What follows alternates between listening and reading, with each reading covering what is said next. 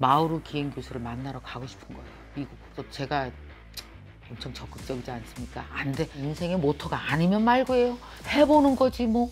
마오루 기행 교수에게 이메일을 보내서 저랑 같이 인터뷰하고 우리 MKTV 모든 구독자들에게 당신의 육성으로 정말 열정적으로 한 30분만 강의해 주세요. 강의해 주세요. 제가 이메일을 보냈습니다. 와! 예스라는 답을 받았습니다. 마오루 기행 교수와 인터뷰라기보다는 그분이 여러분에게 강의를 해 주실 겁니다.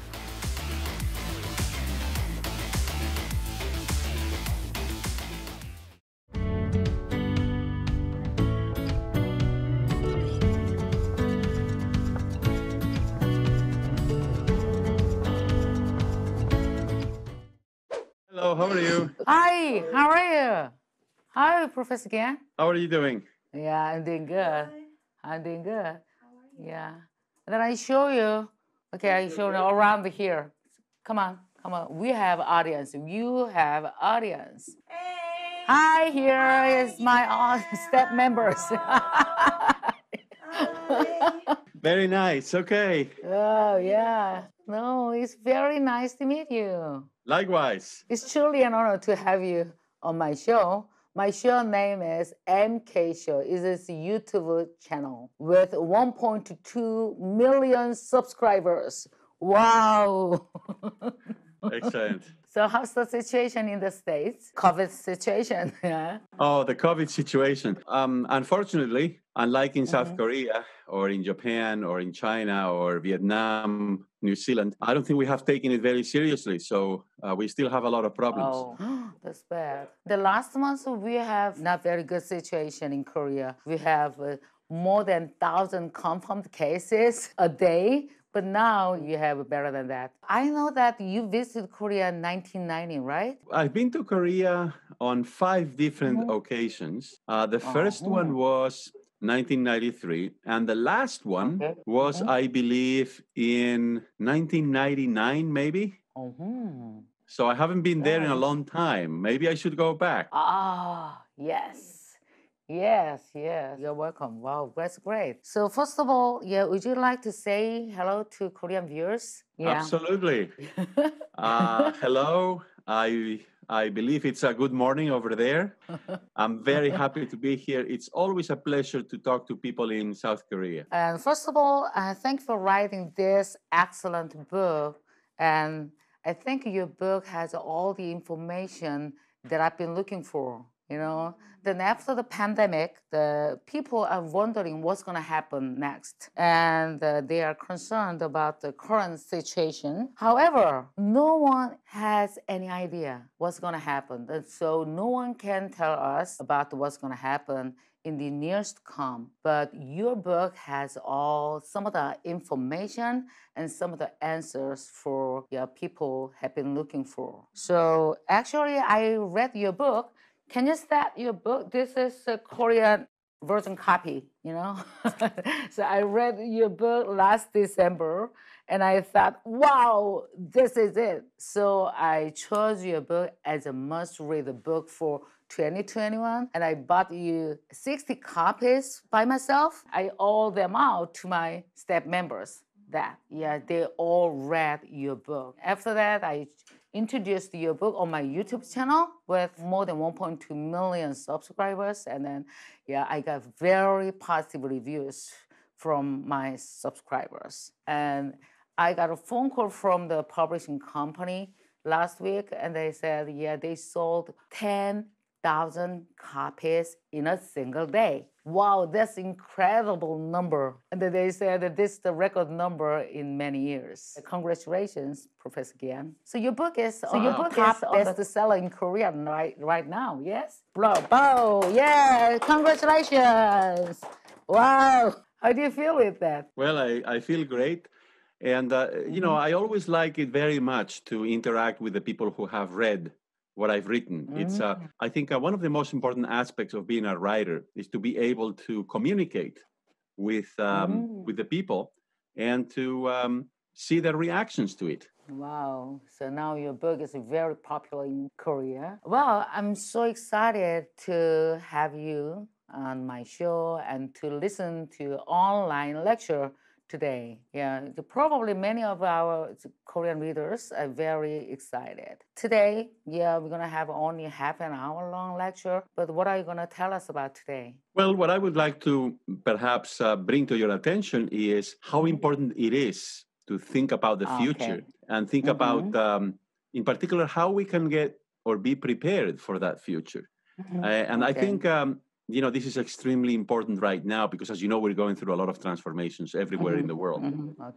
I think that the correct attitude, the correct mindset is to accept that there is change and then take action. Oh, yeah, that's great. So, and then after your lecture, I'm going to ask you some questions I picked from my subscribers. And is it okay with you? Absolutely. Yeah, are you ready? Are you ready to give a lecture? Okay, are you ready, you guys? Yeah. Okay, let's give a warm round of applause to Mauro F. Guillen. Bye! Thank you. This is really nice. I'm really enjoying this. Look, let me take a few minutes then in this lecture to essentially tell you about what I think is going on and what kind of a future are we talking about here. And first of all, I want to go back to something that you asked me about, which is the pandemic, COVID-19.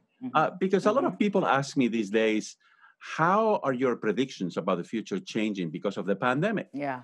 When you think about this current pandemic that we're having, I think the most important aspect of it is that it is a great accelerator of trends. So it's a kind of crisis that instead of stopping things, instead of slowing things down, what it's doing is making things happen faster. I think the best example is the use of technology, right? So we were using technology for shopping, for working, or for learning before the pandemic. But the pandemic has greatly accelerated that trend, right? And that's one of the things that I discuss in the book. Another one is the rise of emerging markets. Well, especially those in East Asia, including South Korea, now your economies are performing much better than the economies of Europe or North America, precisely because you have been more successful at controlling the pandemic. And so essentially then that's another trend that the pandemic is accelerating, which is that the emerging markets are, growing faster than the more mature markets in the world. And then the other thing that I think is extremely important for us to consider is, in terms of the future, what are some of the problems that we may encounter if we continue to behave in the way that we are behaving? Our relationship with the environment is perhaps the single most important issue. Because as you know, we are using fossil fuels and we are polluting the environment. We are discarding plastics. And as you know, we have a lot of plastic pollution in the world. And I think hopefully the pandemic will increase our awareness about how we as human beings relate to the environment. So I want to use a word here that I think is a very important word, ecology, right? And ecology is all about how human beings relate to the environment. And my hope is that this pandemic, in other words, will be a crisis that will help us become more conscious, more aware of all of these challenges that we're facing that I think we can overcome as long as we have the will to overcome them, as long as we use innovation, we use technology, and we use, I think, something that is missing right now in the world, which is international collaboration. We need more cooperation in the world to address these challenges. So let me just say that essentially the book covers three types of trends. So the first type is population trends. The second one is, as I just mentioned, economic trends, especially the rise of emerging markets. And then the third is technological change and new technologies that are going to be really important in the near future. So let me just give you a few instances of each of them, and then we can go into the Q&A, if that's okay, right? Okay. So regarding population trends, think about it as the two sides of the same coin. Okay, so you have a coin and there are two sides to it. And the two sides are, one is number of babies per woman. Okay. Okay. In Okay. Korea right now, as you know, it's about one baby per woman, right? Right. And that, of course, is very, very much below the replacement level, which is two babies per woman, right? And this is happening in very many countries around the world. It's also happening in China. It's also happening in Japan. It's happening in Europe. And it is also starting to happen here in the United States that we are below replacement. And so that's one side of the coin. The other side of the coin is very good news, which is that we're living longer and longer and longer, right? Okay. And so if you put those two things in combination, then two very important things about the future. The first is that every generation now is smaller than the previous generation of people. And as a result, very soon in Korea, in Japan, in China, in Europe, in the United States, we're going to have more grandparents than grandchildren because of both things. We have fewer children, and then the grandparents live longer, right? So, what is the implication of this? Look, we grew up, right, you and I, in a world in which first you were supposed to play, then you study, then you work, and then you retire. Okay. I don't think that's going to be possible in the future because we are living so long. We're living 80 years, 90 years, right? And so we will have to go to school more than once. Because if you only go once to school, when you are 15, when you're 20, when you're 23, whatever you learn is going to become antiquated, obsolete very quickly because technology is changing very quickly. That's right. And that's why I think that in the future, we're going to see more and more people going back to school when they are 50 years old. And so instead of having 2 or 3 jobs over our lifetimes, we're going to have 2 or 3 careers. Wow. That, I think, is going to be something really important in the near future. And we need to start thinking about what the consequences are and how we accomplish that, right? Now, before I go to emerging markets, another very important implication here is that the population above the age of 60 is going to be really important. In fact, it's going to become the biggest consumer market in the world. You see, in Japan, they already have nearly 40% of the population above the age of 60. Yes, right? In South Korea, maybe it's only 34 or 35%, or in Europe. But very soon, all of those other countries are also going to be like Japan. So that means that companies, I think, are going to be paying more attention to people above the age of 60 because that's going to be the biggest segment rather than younger people. So this is also really important. Today, I was talking to people at Samsung, which is perhaps the most famous Korean company, right? Yes, right. And look, that's one of the things that they need to think about, right?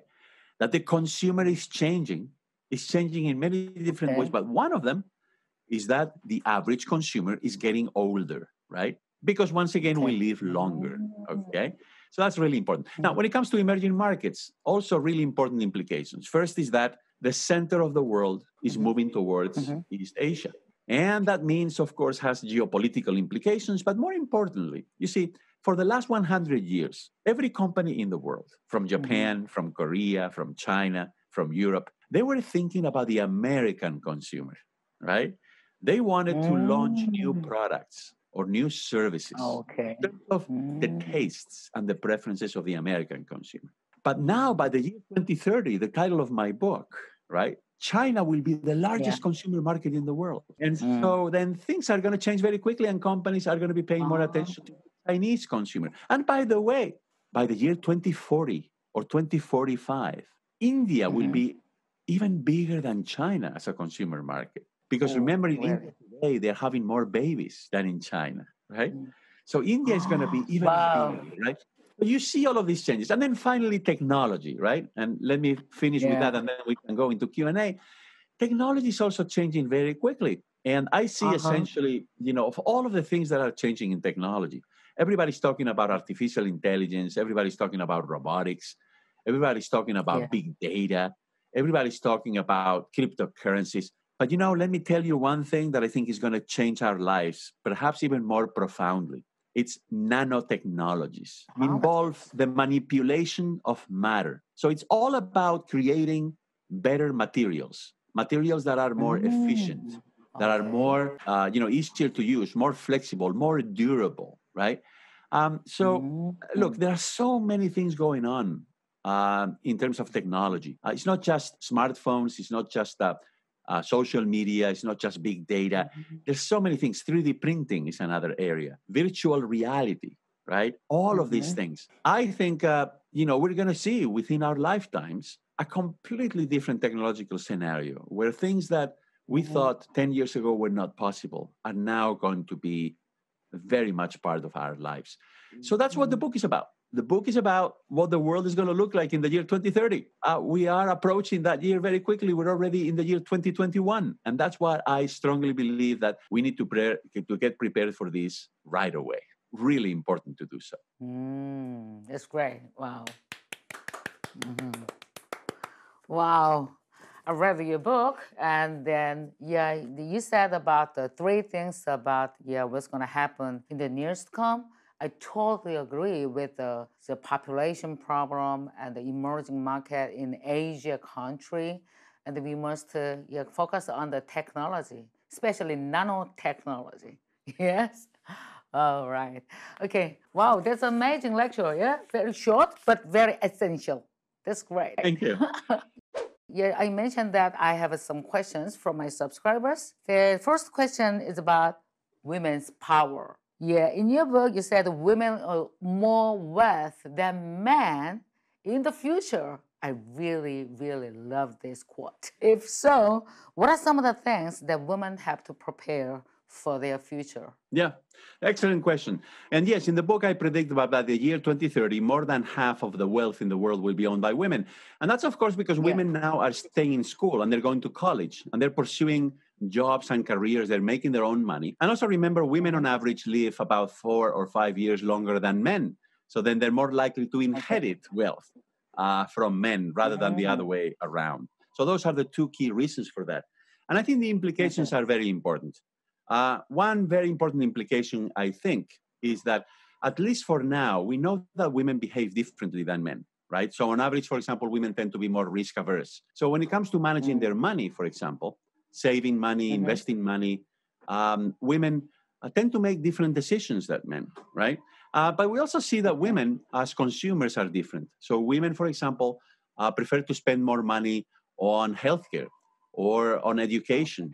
And also on insurance, again, because they care more about the future. So I think the entire economy and many different kinds of consumer markets are going to be transformed by the fact that now more women have their own jobs, they're making their own money, they're saving money. And as I said, by the year 2030, they're going to own more than half of the world, of the wealth in the world. Wow, that's great. Yeah, you're going to more wealth than men in the future. What do you think about that, guys?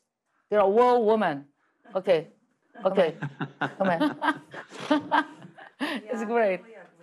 Okay. That's great.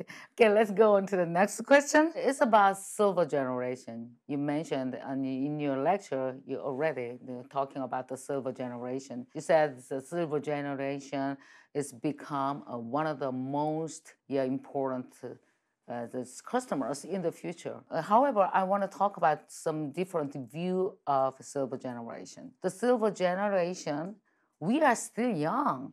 Look at you, look at me. I'm 58 years old woman, but I'm still young. Maybe I'm going to retire in 5 years or 10 years, but I want to work continuously after my retirement. So then what we have to learn about right now? Well, I think it's very important to consider something really simple, which is that you just mentioned somebody today who is 60 years old is in much better shape mentally and physically than somebody who was 60 years old, let's say in the year 2000 or in 1990. We remain in good shape, healthy for a longer period of time. So then I think what that means is that this concept that we have of old and young, I think we need to change that. Because, somebody who was 60 years old was considered to be old. But today, I mean, we cannot say that. That person is still in very good shape on average. And that person is expected on average right now to live another 25 years in most countries in the world, right? So that cannot be, called old. So I think that's something that we need to change. We need to change our mindset, our conception of what is old and young. And again, think Okay. that maybe somebody who turns 55 or 60 would like to, instead of retiring, pursue another career for the rest of his or her life, right? So, Yeah. because the old Yeah. mindset was, oh, once you reach age 60, you're thinking about retirement. But now, we're still healthy. We still have lots of energy at this age. So I think a more proper way of thinking about it is, let's pursue another career. Let's pursue something else. What is next, right? When you turn 60. Okay. But you know that they are concerned about that this world is changing faster than ever. So the whole new world is just a new and different world. So there are so many things they have to learn again. So what do you think what we have to learn? New technologies, so digital transformation, something? Yes, well, I think we certainly need to, the older generation, I'm also in my late 50s, we need to, understand how the world is changing and also how the younger generation thinks, because they're different from us, right? Okay. And they like Okay. learning, they like interacting in different ways. But I also believe, as I said earlier, that we should continue to pursue our dreams. And some people, when they turn 60, they say, well, I've been working for a company all my life, but now I want to set up my own business. Or, I was working for a company, I've saved enough money, and now I want to set up a nonprofit organization to do something, good for the world, right? So I think we should encourage that. We should encourage that people remain active. We should encourage that people pursue other challenges, other, goals. Because once again, a 60-year-old person is not an old person any longer. That's right. Yeah. Then the last year, I met Jared Diamond. You know that Jared Diamond, Professor Jared Of Diamond. course. Jared Diamond. Yeah, I had an interview with him, and he's almost 80 years old, something, right? So I'm a motivational speaker in Korea for the last 28 years, and then I've been always thinking about what would be my next challenge after retirement. So I decided to study English. So I studied English just 3 years ago. So I've been practicing every day. So yeah, my next challenge is giving a speech to international people, just like you. I always dreaming of giving a speech in English very fluently. So my English is not very perfect right now, but this is my dream. I always encourage me and inspiring me every day. Well, think that nobody's English is perfect. Mine isn't perfect, right? But the point is that you took on a challenge, right? You challenged yourself, and that motivated you to learn something that, of course, is extremely useful, but more importantly, something that enriches you as a human being. That's right. Yeah, exactly. Yeah. All right. This is not a question, actually. Would you mind reading one paragraph from your book? This is the last paragraph on the page 4. Yeah. Oh, page 4. The clock is ticking. The year 2030 isn't some remote point in the unforeseeable future. It's right around the corner. And we need to prepare ourselves for both the opportunities and the challenges. Simply put, the world as we know it today will be gone by 2030. Wow, that's scary. That's scary. Okay, I think is a really important message. If your audience remembers one message from this book, I think it should be that the only possible response that we can have to change is change itself, right? So we need to get prepared for this. We need to be prepared as individuals. We need to be prepared as families. We need to be prepared as communities and also as countries for what's coming, because the changes are not going to stop just because we want them to stop. So we need to prepare for the next 10 years.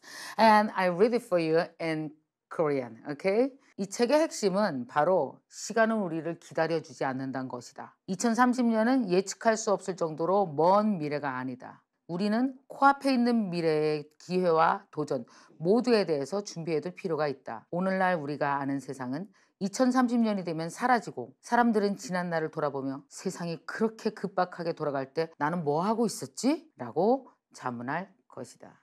Yes. Korean. Korean. 안녕하십니까? Oh, that's great. 안녕하십니까? Wow, you speak Korean. Wow, that's great. One word. That's one word. Okay. Okay. It's going to be my last question. Okay. So you said the world as we know it today will be gone by 2030. So if we were to start a new business in this new and different world, and then what do we prepare for that? Learning, learning, learning. Yes, I think, again, I think this is not a prophecy. This is more of a forecast based on what we know about the world today, based on, where things are going. And once again, I think we need to become aware of that. And that's my mission in this book. Okay. Yeah, that's right. So, and I tell you something. So, you always mention that immediate education, learning is very important for preparing for the next 10 years. So, I found it on online university in 2019. It's called MKYU. MK means initial of my name. U means you. MK and U University. So we have more than 50,000 students right now, and most of students are women. That's incredible, women in their 30s to 60s.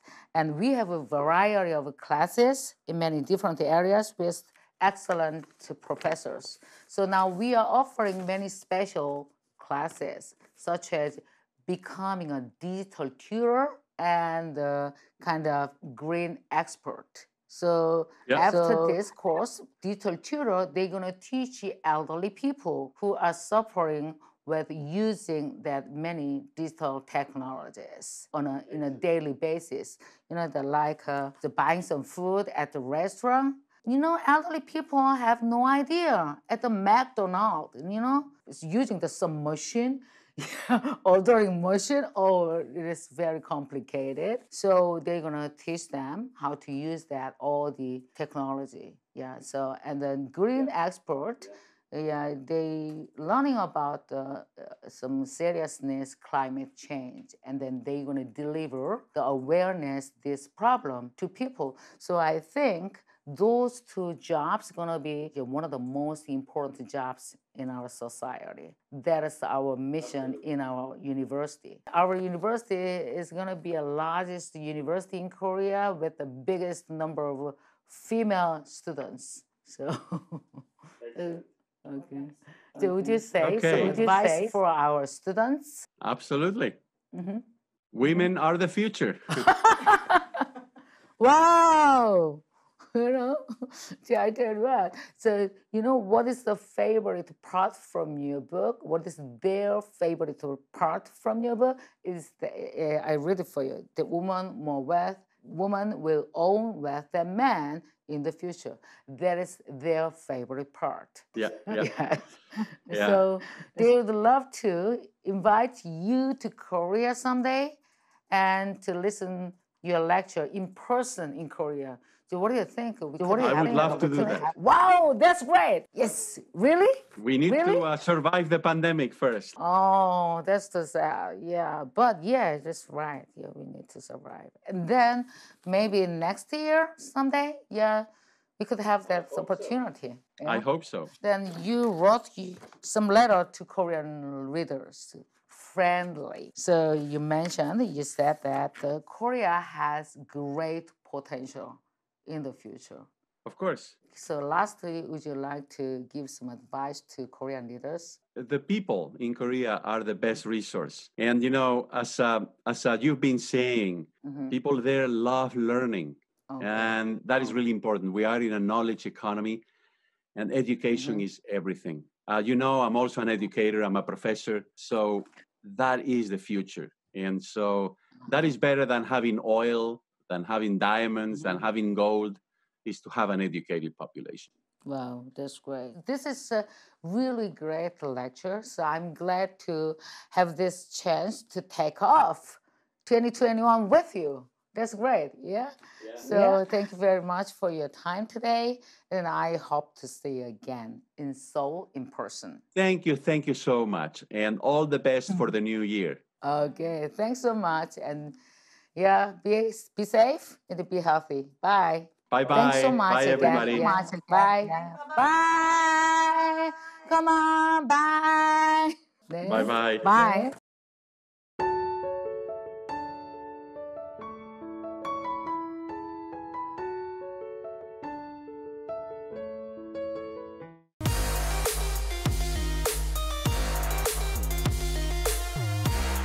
조급하면은 일단 지는 거예요. 우리가 명심해야 될 거는 지지 않는 방법인 거예요.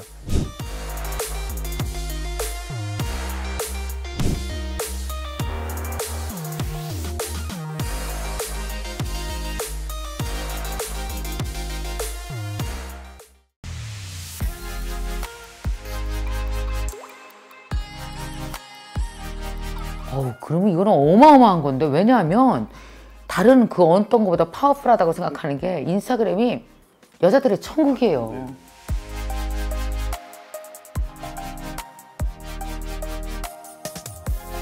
지금의 인스타그램은 이제는 뭐 커머스 쪽으로 가지 않을까 싶어요.